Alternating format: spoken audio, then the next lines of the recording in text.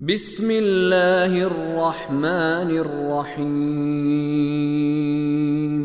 وَإِذَا الْجِبَالُ نُسِفَتْ وَإِذَا الرُّسُلُ أُقِّتَتْ لِأَيِّ يَوْمٍ أُجِّلَتْ، اور جب پہاڑ اڑا دیے جائیں گے اور جب رسولوں کو مقررہ وقت پر لایا جائے گا، کس دن کے لیے ملتوی رکھا ہوا ہے۔ گزشتہ درس میں آیت نمبر 10 اور 11 کے الفاظ کے معانی بیان کر دیے گئے تھے۔ وَإِذَا الْجِبَالُ نُسِفَتْ، اور جب پہاڑ اڑا دیے جائیں گے، وَإِذَا الرُّسُلُ أُقِّتَتْ، اور جب رسولوں کو مقررہ وقت پر لایا جائے گا۔ کیوں لایا جائے گا؟ تاکہ اللہ کی بارگاہ میں اپنی اپنی امت پر گواہی دیں کہ ہم نے پیغام پہنچا دیا اور ہماری امت نے اس پیغام کے ساتھ کیا سلوک کیا تھا۔ آیت نمبر 12 کے الفاظ کے معانی کی طرف توجہ فرمائیں۔ لِأَيِّ يَوْمٍ أُجِّلَتْ، کس دن کے لیے ملتوی رکھا ہوا ہے۔ یہ اس کا سادہ ترجمہ ہے، اس کے لفظ بلفظ ترجمے کی طرف توجہ فرمائیں۔ لِأَيِّ، دو حصے ہیں اس کے، ایک لے اور ایک ایے۔ یہ جو لے ہے یہ وہی ہے جو الحمد للہ میں اللہ سے پہلے آتا ہے، للہ یعنی اللہ کے لیے۔ بس لے ایے اس کا معنی کیا ہوگا؟ لے یعنی کے لیے۔ ایے عربی زبان میں سوال کے لیے آتا ہے۔ مثال کے طور پر اگر پوچھنا ہو یہ کیا چیز ہے تو کہا جاتا ہے، کون سی چیز ہے تو کہا جاتا ہے ایو شیئن۔ ایو شیئن یعنی یہ کون سی چیز ہے۔ تو یہاں پر لے ایے یومن، کون سے دن کے لیے، کون سے دن کے لیے یا کس دن کے لیے۔ بس لے ایے کس کے لیے، اور اس کے بعد یومن، یوم کا معنی واضح ہے، دن کو یوم کہا جاتا ہے۔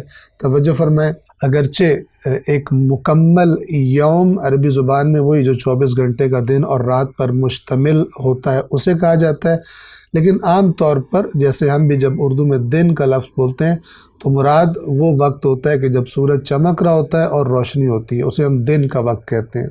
لیکن جب ہم کہتے ہیں ایک دن، ایک پورا دن، تو اس کا مطلب وہی تقریباً 24 گھنٹے کا وقت ہوتا ہے کہ جب ایک روشنی کا وقت اور اندھیرے کا وقت مکمل ہو جاتا ہے، یعنی دونوں کو جب باہم ملا کر ہم دیکھتے ہیں تو وہ ایک دن کہلاتا ہے۔ لِأَيِّ یومن، کس دن کے لیے، اُجِّلَت، اُجِّلَت کے بنیادی حروف ہیں حمزہ، جیم اور لام، جس کے لیے لفظ اجل بولا جاتا ہے۔ آپ اردو زبان میں سنتے ہیں کہ وقت اجل آ پہنچا، اور وہاں اجل سے مراد کیا لیتے ہیں؟ وقت موت آ پہنچا، لیکن اجل کا اصل معنی موت کا نہیں ہے۔ توجہ فرمائیں، اجل کا اصل معنی ہے کسی چیز کی مقررہ مدت۔ مثال کے طور پہ کہا جائے کہ آپ کے پاس 1 مہینہ تیاری کے لیے ہے، اگلے مہینے کی 1 تاریخ کو آپ کا امتحان لیا جائے گا۔